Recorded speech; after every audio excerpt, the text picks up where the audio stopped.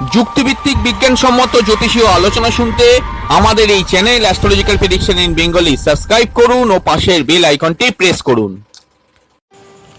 নমস্কার দর্শক বন্ধুরা, অ্যাস্ট্রোলজিক্যাল প্রেডিকশন ইন বেঙ্গলি আবার আপনাদের সামনে নিয়ে চলে এসেছে এক নতুন ভিডিও।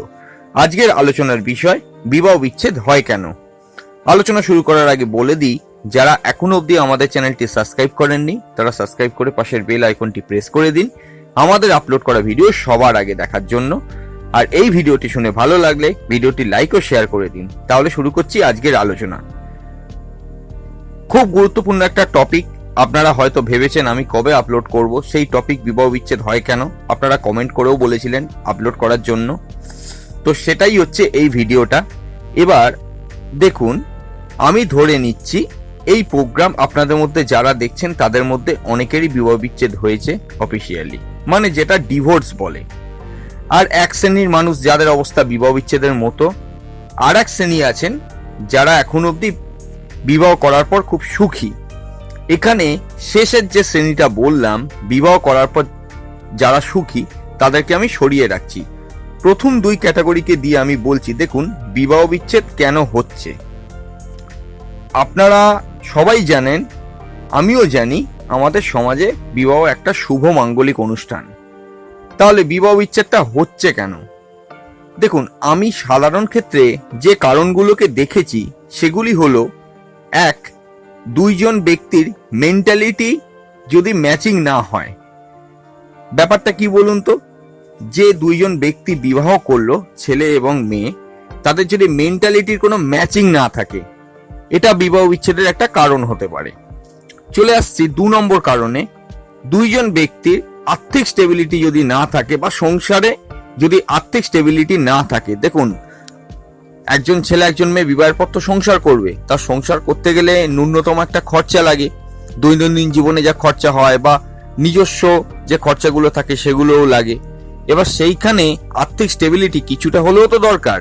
সেইটা যদি না থাকে, সেটাও কিন্তু বিবাহ বিচ্ছেদের একটা কারণ হিসেবে গণ্য করা যেতে পারে। দেখুন, তিন নম্বর কারণে কি বলছি, বাড়ির অমতে যদি বিবাহ দেয়া হয়। যখন বিয়ে দেয়া হচ্ছে, তা বিবাহ তো ভালো জিনিস, তা বাড়ির লোকও চাইবে টাইম এলে বিয়ে দিতে।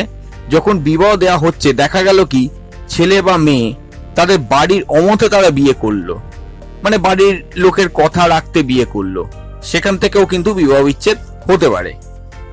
চার, জোর করে ইচ্ছার বিরুদ্ধে বিবাহ দেয়া হলো, তখনও হতে পারে। দেখুন, আপনার ইচ্ছার বিরুদ্ধে যদি আপনার বিবাহ দেয়া হয়, দেখুন বিবাহ এমন একটা জিনিস, মেন্টালি একটা স্থিরতা চাই। আপনি একটা ডিসিশন নিয়েছেন যে এবার বিবাহ করবেন, এগুলো নিজস্ব ডিসিশন, এগুলো অটোমেটিক মানুষের মধ্যে ক্রিয়েট হয়, এটা তো মানেন।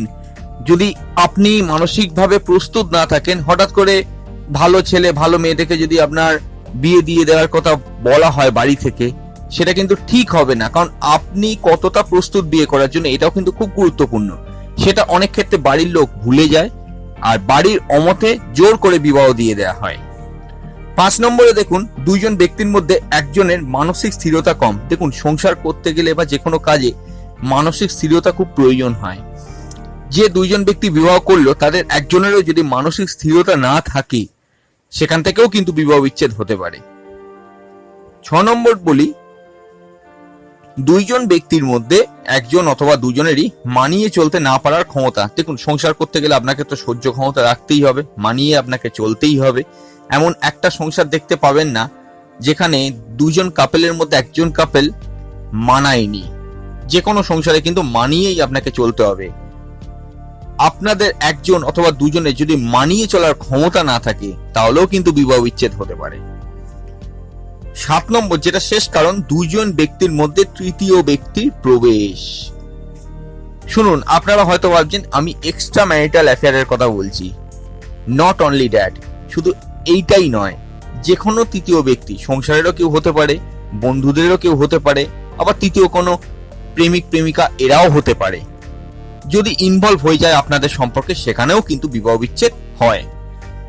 এই কারণগুলো ছাড়া আরো দুটো তাৎপর্যপূর্ণ কারণ আমি উল্লেখ করছি। প্রথমটি হলো, অনেক সময় দেখা যায় বিবাহযোগ্য ছেলে বা মেয়ের যখন বিবাহের বয়স হয়ে যায়, মোটামুটি একটা সম্বন্ধ দেখে বা নিজেদের পছন্দ থাকলে, তাহলে তাদের পরিবারের লোকেরা একটু ডেপথে না গিয়ে তাদের বিবাহ সম্পন্ন করে দেয়। এখান থেকেও বিবাহ বিচ্ছেদ হতে পারে। আর দ্বিতীয় যে কারণটা, অনেক সময় দেখা যায় ধরুন কোনো মেয়ের বাড়িতে মেয়েটি কোনো আর্থিক অনটনে বড় হয়েছে, যখন তার বিবাহের বয়স হলো তার পরিবারের লোক এমন একজন ছেলেকে পছন্দ করলো যার ফিনান্সিয়াল কন্ডিশন মেয়েটির থেকে অনেক ভালো।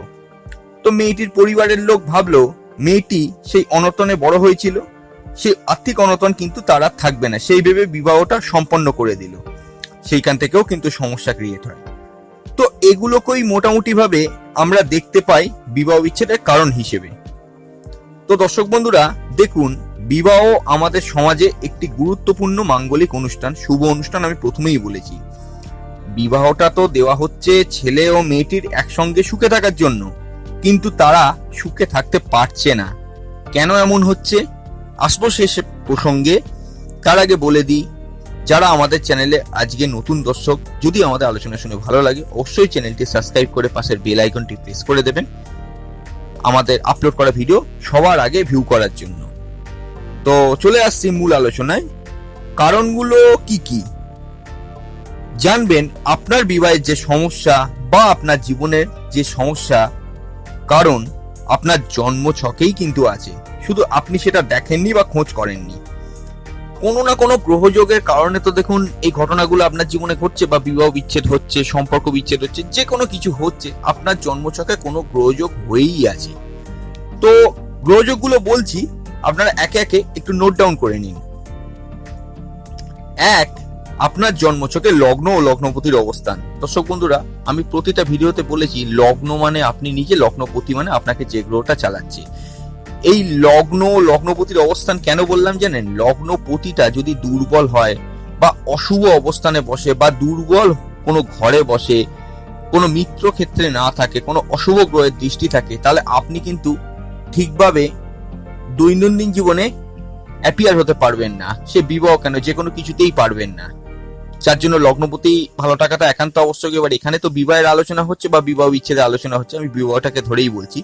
সেক্ষেত্রে কিন্তু একটা ম্যাসিভ সমস্যা আপনার জীবনে বিবাহের দিকে আসতে পারে, যদি লগ্নপতির অবস্থান বা লগ্ন ঠিক বলবান না হয়। দ্বিতীয় যে যোগ বলছি, লগ্নে কোনোভাবে অশুভ গ্রহের অবস্থান। দেখুন, আপনার যে লগ্ন মানে আপনি নিজে, সেই লগ্নে কোনোভাবে যদি বৃহস্পতি রাহু, শনি রাহু, কেতু শুক্র, রবি কেতু, রাহু চন্দ্র এই জাতীয় কোনো গ্রহযোগ হয়ে থাকে, তাহলেও কিন্তু সেটা বিবাহ বিচ্ছেদের একটা কারণ হিসেবে গণ্য করা যেতে পারে। যদি লগ্নপতি লগ্নের রেসপেক্টে অ্যান্টি ক্লকওয়াইজ ষষ্ঠ, অষ্টম অথবা দ্বাদশে বসে থাকে, লগ্নের যে পতি মানে আপনাকে যে গ্রহটা চালাচ্ছে সেই গ্রহটা যদি অ্যান্টি ক্লকওয়াইজ ষষ্ঠ, অষ্টম অথবা দ্বাদশ ভাবে বসে থাকে, সেক্ষেত্রে কিন্তু আপনার সেটা বিবাহ বিচ্ছেদের একটা কারণ হিসেবে গণ্য করা যেতে পারে। লগ্ন লগ্নপতিকে সাধারণ ক্ষেত্রে বিবাহ বিচ্ছেদের কারণ হিসেবে কোনো জ্যোতিষী সেরকম ধরেন না, কিন্তু আমি মনে করি যেহেতু বিবাহটাও আপনি করছেন, তাই জন্য লগ্ন লগ্নপতির ভূমিকা ভীষণ গুরুত্বপূর্ণ। তো প্রথমে গেল লগ্ন লগ্নপতি সম্পর্কে। এরপর চলে আসি চতুর্থ পতি কোনোভাবে দুর্বল হয়ে গেলে। 4 নম্বর পয়েন্ট। দেখুন, চতুর্থ পতি হচ্ছে যে কোনো সুখের জায়গা, সফলতার জায়গা এবং কেন্দ্র। এই চতুর্থ পতি থেকে আপনার জীবনে সুখ নির্ভর করে, তার মানে বিবাহের সুখটাও নির্ভর করবে। এই চতুর্থ পতি কোনোভাবে যদি দুর্বল হয়ে যায়, আপনি হাজবেন্ডের সঙ্গে কোনোভাবেই বন্ধুত্ব সম্পর্কটা ক্রিয়েট করতে পারবেন না। সেটা যদি প্রেম করেন বিয়ের আগেও পারবেন না, আর বিয়ের পরেও একটা বন্ধুত্বের যে সম্পর্ক সেই জায়গাটা ক্রিয়েট হবে না। আপনি আপনার হাজবেন্ডকে দেখবেন কোনো কথা, বা যাদের ক্ষেত্রে মানে ছেলের ক্ষেত্রে মেয়ে হবে, মেয়ের ক্ষেত্রে ছেলে হবে, আপনারা দুজনে দুজনকে কোনো কথা কখনো ঠিকভাবে শেয়ার করতে পারবেন না। এই জাতীয় সমস্যাগুলো কিন্তু ক্রিয়েট হবে। আর চতুর্থপতি দুর্বল হয়ে গেলে কোনোভাবেই কিন্তু সুখের মুখ আপনি দেখতে পাবেন না। তো এটা গেল চতুর্থপতির ব্যাপার। এরপর আসছি সপ্তম পতি। দেখুন, বিবাহের যে মেন ঘর সপ্তম ভাব, তার যে পতি মানে সেই ঘরের যে মালিক, সেই গ্রহটা যদি কোনোভাবে দুর্বল অবস্থানে চলে যায়, নিচস্থ হয়ে যায়, পীড়িত হয়ে যায়, তাহলেও কিন্তু বিবাহ বিচ্ছেদ হতে পারে। সপ্তম ভাবে কোনো অশুভ গ্রহের যোগ হলে। 6 নম্বর পয়েন্ট। দেখুন, সপ্তম ভাবে অশুভ গ্রহ বলতে গেলে আমি কি বলছি? রাহু, শনি, কেতু, শনি রাহু, রবি কেতু, রাহু চন্দ্র, শুক্র রবি এই জাতীয় কোনো গ্রহের যোগ যদি চলে আসে, বা অনলি রাহু অনলি কেতু এরকম গ্রহ থাকলেও হবে, তাহলেও কিন্তু এই ঘটনাটা ঘটতে পারে।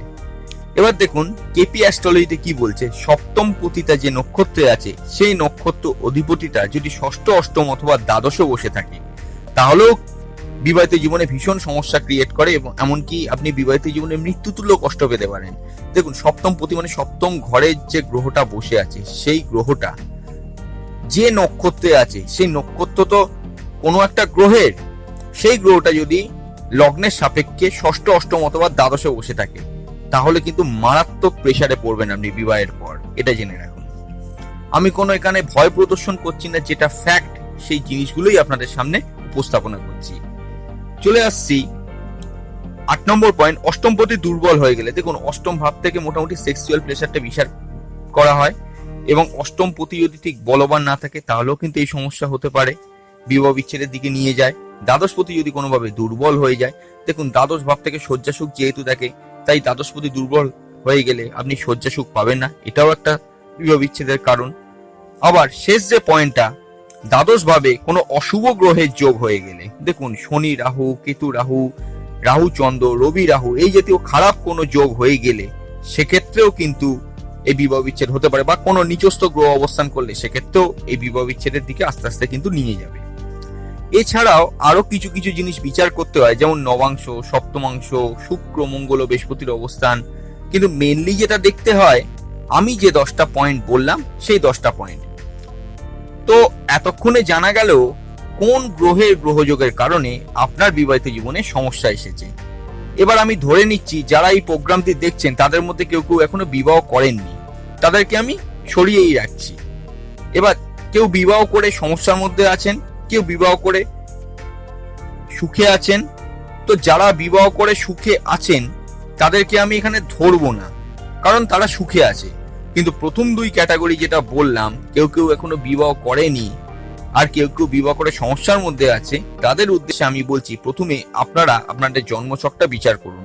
দেখুন আমি প্রত্যেকটা ভিডিওতে আপনাদেরকে রিপিটেডলি বলছি, জ্যোতিষ মানেন না মানেন সেটা আপনার ব্যক্তিগত ব্যাপার।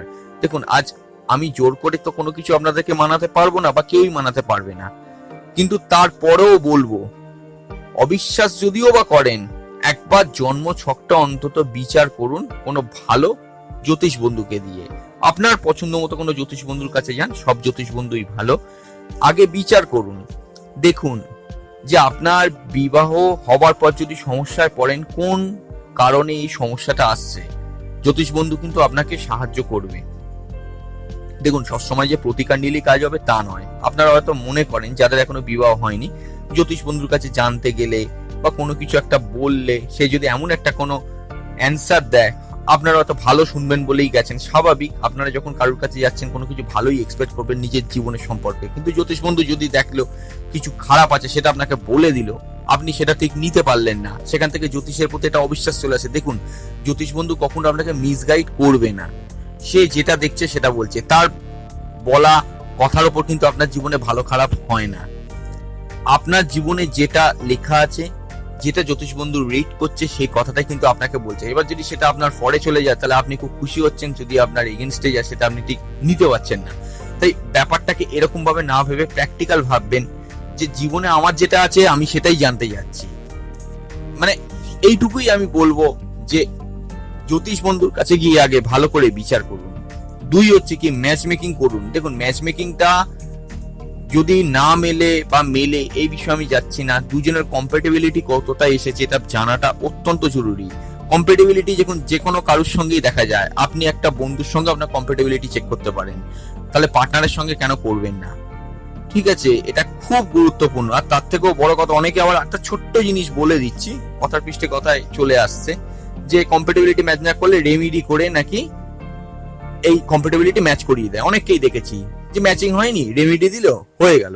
দর্শক বন্ধুরা, কোনোদিন সম্ভব নয়, জেনে রাখুন। সেইভাবে রেমিডি দিয়ে ওইভাবে কিন্তু সম্ভব নয়। যদি বিবাহ বিচ্ছেদ হওয়ার থাকে হবেই, যদি সম্পর্ক ভাঙার থাকে ভাঙবেই, যদি আনহ্যাপি হওয়ার থাকে হবেই। এটা ন্যাচারাল, আপনার জন্মচক্র আপনি নিয়ে এসেছেন, কি করে পরিবর্তন হবে? কোনোদিন পরিবর্তন করা এটা কিন্তু সম্ভব নয়। তাও জেনে রাখতে কেন বলছি, মেন্টালি একটা প্রিপারেশন নিতে পারবেন। দেখুন দুজনের সপ্তম ভাবটা বিচার করুন। দুজনের যে সপ্তম ভাব বিবাহের মেন ভাব, সেটা দেখা অত্যন্ত জরুরি। জ্যোতিষ বন্ধুর কাছে গিয়ে জিজ্ঞাসা করুন আপনি এই সমস্যা থেকে কবে বেরোতে পারবেন। দেখুন, বা আদৌ বেরোতে পারবেন কিনা।